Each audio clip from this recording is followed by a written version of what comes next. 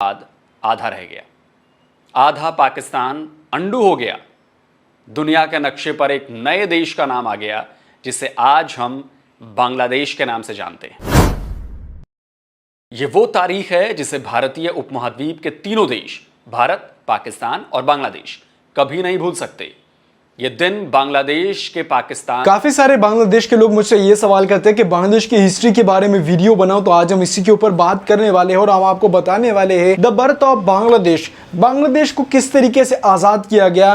कई सारी हिस्ट्री हमने पढ़ी है, वो हिस्ट्री तो जितनी भी हमने पढ़ी है वो तो हमें झूठ की बताई गई है कि ये है हुआ था। आज हम इस तरीके से एक नई हिस्ट्री बताने वाले हैं आपके साथ और शेयर करने वाले और खुद भी देखने वाले कि किस तरीके से बांग्लादेश को आजाद किया गया था और बांग्लादेश ने आजादी मांगी थी। वीडियो देख के फिर आपके साथ बात करते हैं। तो चलिए आज की वीडियो को करते हैं शुरू। जिस पाकिस्तान के लोग ये कहते नहीं थकते कि पाकिस्तान कलमे के नाम पर बना है, जिस पाकिस्तान के लोग ये कहते नहीं थकते कि इस पूरी कायनात में कोई पाकिस्तान को अंडू नहीं कर सकता, वही सो कॉल्ड पाकिस्तान अपनी पैदाइश के 24 साल बाद आधा रह गया। आधा पाकिस्तान अंडू हो गया। दुनिया के नक्शे पर एक नए देश का नाम आ गया जिसे आज हम बांग्लादेश के नाम से जानते हैं। यह वो तारीख है जिसे भारतीय उपमहाद्वीप के तीनों देश भारत, पाकिस्तान और बांग्लादेश कभी नहीं भूल सकते। यह दिन बांग्लादेश के पाकिस्तान से आजादी का दिन है, उस आजादी का दिन जो उन्होंने पंजाबी पाकिस्तान से छीन कर ली थी। दिसंबर जब भी आता है तो पाकिस्तानियों के पुराने जख्मों को ताजा कर देता है। ये पुराने जख्म पाकिस्तान के जिस्म पर नहीं बल्कि पाकिस्तान की रूह पर लगाए गए थे। पाकिस्तान को यह तारीख हमेशा तकलीफ देती रहेगी, क्योंकि इसी दिन वो ना सिर्फ 2 टुकड़ों में बंट गया था, बल्कि वर्ल्ड वॉर 2 के बाद दुनिया का सबसे बड़ा सरेंडर उसकी आर्मी ने किया था। 93,000 पाकिस्तानी फौजी भारत की सेना के आगे घुटनों के बल गिरा दिए गए थे। Before the Indian army can think about leaving Bangladesh, 93,000 Pakistani prisoners of war will have to be transported to India. 25,000 of them are here in the Dhaka cantonment getting ready to leave. Pakistan, Pakistani सेना और पाकिस्तान की आवाम के लिए 16 दिसंबर 1971 की वो तारीख ना सिर्फ बेहद शर्मिंदगी वाली है, बल्कि नश्तर की भांति दिलों में आज तक घुसी हुई है। उस नश्तर का घाव ना तो आज तक भरा है और ना ही आने वाले वक्त में भरने की कोई उम्मीद ही नजर आती है, क्योंकि ईस्ट पाकिस्तान के जनरल AK नियाजी की सरेंडर के कागजातों पर दस्तखत करने वाली तस्वीर पूरी दुनिया में बेहद मशहूर है।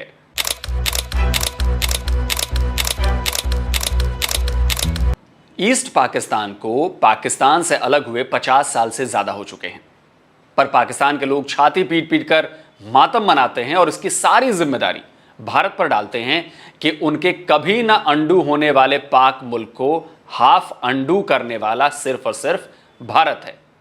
हालांकि उनकी ये बात एक हद तक सही भी है। मैं आज भारतीय सेना के उन वीर जवानों को भी नमन करता हूं जो मुक्ति युद्धों में बांग्लादेश के भाई बहनों के साथ खड़े हुए थे, जिन्होंने मुक्ति युद्ध में अपना लहू दिया, अपना बलिदान दिया और आजाद बांग्लादेश के सपने को साकार करने में बहुत बड़ी भूमिका निभाई। तत्कालीन प्रधानमंत्री श्रीमती इंदिरा गांधी जी के प्रयास और उनकी महत्वपूर्ण भूमिका सर्वविदित है। पर सवाल यह है कि ऐसा क्यों हुआ, क्या हुआ और कैसे हुआ। इन तीनों सवालों के जवाब हमें मिलते हैं वेस्ट पाकिस्तान में, यानी आज के पाकिस्तान में, क्योंकि वेस्ट पाकिस्तान वाले ये कभी नहीं बताते कि पंजाबी पाकिस्तान के हुक्मरानों और फौजियों ने ईस्ट पाकिस्तान के साथ क्या किया था। घर घर, हर विलेज में, हर शहर में वो बर्बरियत दिखाई कि तैमूर भी शर्मिंदा हो गया अपनी कब्र के अंदर। वो कभी ऑपरेशन सर्चलाइट की बात नहीं करते, जिसमें वेस्ट पाकिस्तान की फौज ने लाखों मासूम बंगालियों का कत्ल किया। बांग्लादेश के अंदर जो है उस वार के दौरान अवाम का कत्लेआम किया गया। उसमें जो प्राइवेट ग्रुप्स थे उसको पाकिस्तान मिलिट्री ने मसल्ला करके उनको असला दे के बंगाली अवाम के ख़िलाफ़ इस्तेमाल किया। उसमें वो ये बात नहीं करते जिसमें लाखों बंगाली महिलाओं, लड़कियों, बच्चियों के साथ वेस्ट पाकिस्तान के फौजियों ने हैवानियत की सारी हदें पार कर दी थी, इंसानियत को भूल चुके थे। आप समझते हैं कि हमारे मुसलमान सिपाहियों ने वाकई बांग्लादेशी औरतों का मैसिव रेप किया? समझता नहीं, मुझे पता है मैसिव रेप किया। Massive rape. दोस्तों, डिफेंस डिटेक्टिव पर आज से एक सीरीज शुरू कर रहा हूं जिसमें बांग्लादेश की बात होगी। आज से 52 साल पहले की तारीखों को खोद खोद कर निकालूंगा, जिससे बांग्लादेश की नई पीढ़ी को पता चल सके कि उनके साथ पाकिस्तान ने क्या किया था। आज उनकी यूथ का एक बड़ा हिस्सा इस्लाम की वजह से पाकिस्तान को पसंद करने लगा है।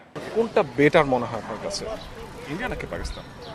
ইন্ডিয়া হচ্ছে একটা হিন্দু কান্ট্রি, ওরা হচ্ছে আমাদেরকে অলওয়েজ ডমিনেট করতেই পছন্দ করে, আর আমরা যেহেতু একটা মুসলিম কান্ট্রি সেই হিসেবে আমার কাছে পাকিস্তানকেই বেটার মনে করব, কারণ আমাদের culture and as a Muslim country সেহেতু আমি পাকিস্তানকে প্রেফার করব। आपका क्या विचार है भाई पाकिस्तान के बारे में?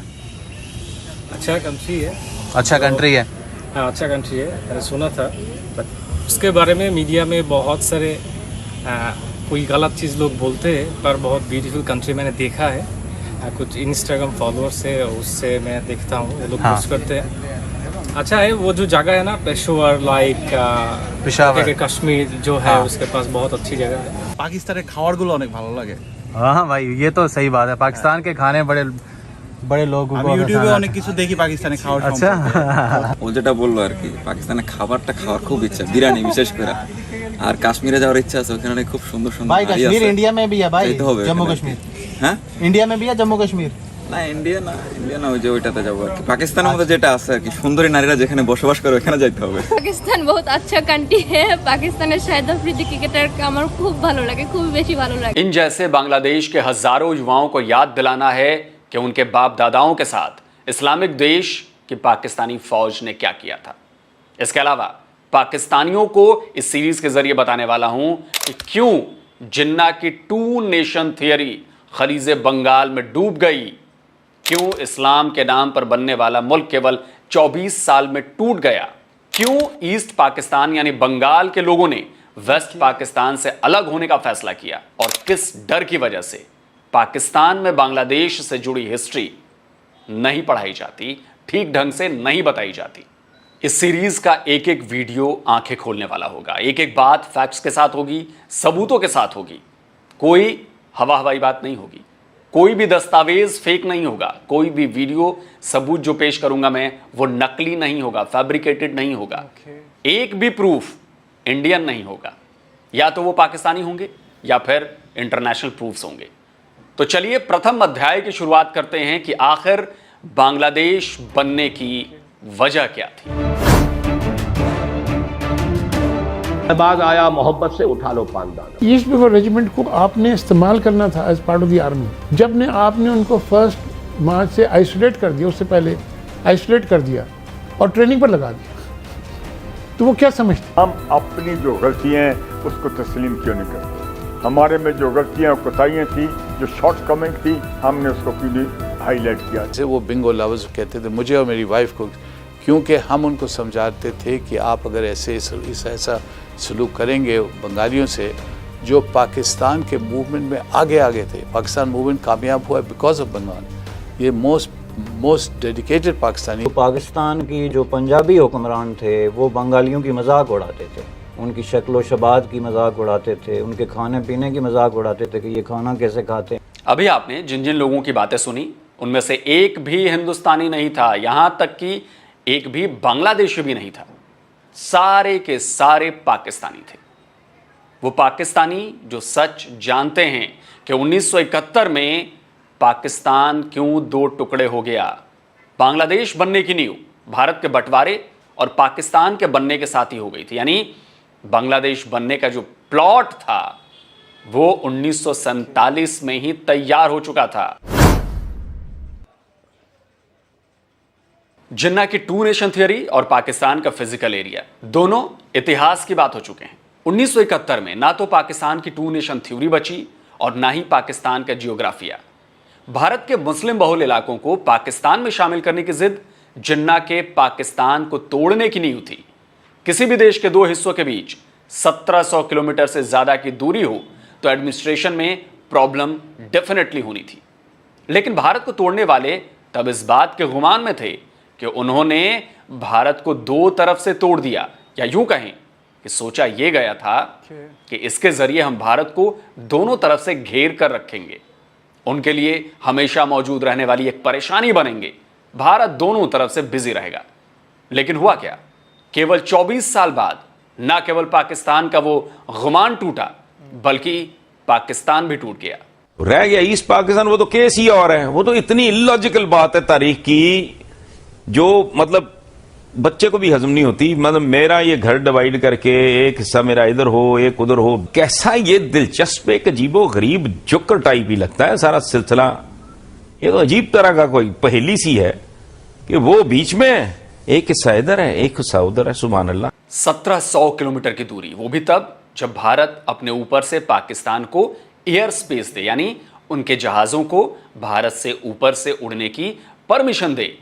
और अगर भारत ने परमिशन नहीं दी तो फिर समंदर के रास्ते ये दूरी करीब 6000 किलोमीटर की होती है। लेकिन जिन्ना अगर इतनी दूर की सोच पाते तो फिर बात ही क्या होती। ईस्ट और वेस्ट पाकिस्तान कभी पाकिस्तान बन ही नहीं पाए, ना तो प्रशासनिक नजरिए से और ना ही आर्मी के नजरिए से। इसके अलावा वहां की पब्लिक भी एक दूसरे के साथ नहीं जुड़ पाई। रिजल्ट क्या हुआ? रिजल्ट यह हुआ कि 1971 में ईस्ट पाकिस्तान में नए मुल्क का सूरज उगा, बांग्लादेश बना। तो सवाल उठता है कि गलती किसकी थी?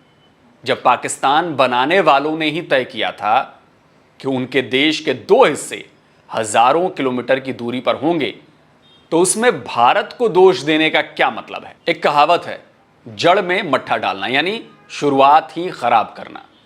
अब जब जिन्ना साहब ने पाकिस्तान बनाने की नींव ही कमजोर बनाई तो इमारत तो फिर गिरनी ही थी ना। मोहम्मद अली जिन्ना को पाकिस्तान का फादर ऑफ द नेशन कहा जाता है। कायदे आजम मोहम्मद अली जिन्ना भारत से अलग नए मुस्लिम मुल्क का न केवल उन्होंने सपना देखा बल्कि उसे हकीकत में भी बदल डाला। लेकिन अगर यह कहें कि जिन्ना ही वो पहले शख्स थे जिनकी वजह से पाकिस्तान दो टुकड़ों में बंट गया, तो गलत नहीं होगा। कैसे? हम आपको बताते हैं। क्योंकि मोहम्मद अली जिन्ना ने बंगालियों को कम अकल साबित करने की जो गलती की थी, यह है पाकिस्तान के टूटने की दूसरी वजह।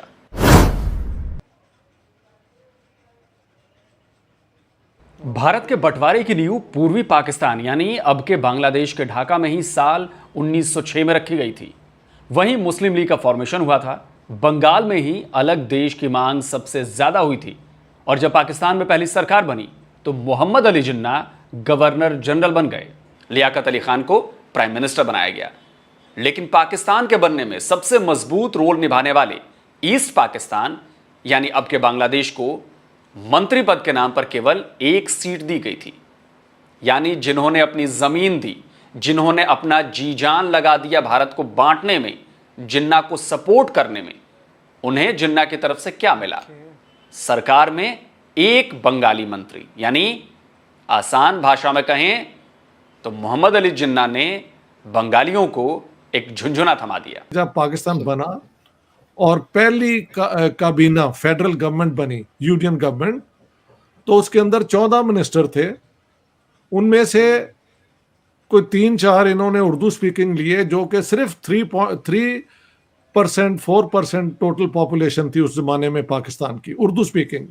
ठीक है, बाकी 4-5 शायद पंजाब से थे, 5-6 पंजाब से थे, 3-4 ये फ्रंटियर से थे और कोई सिंधी नहीं था उसके अंदर मिनिस्टर।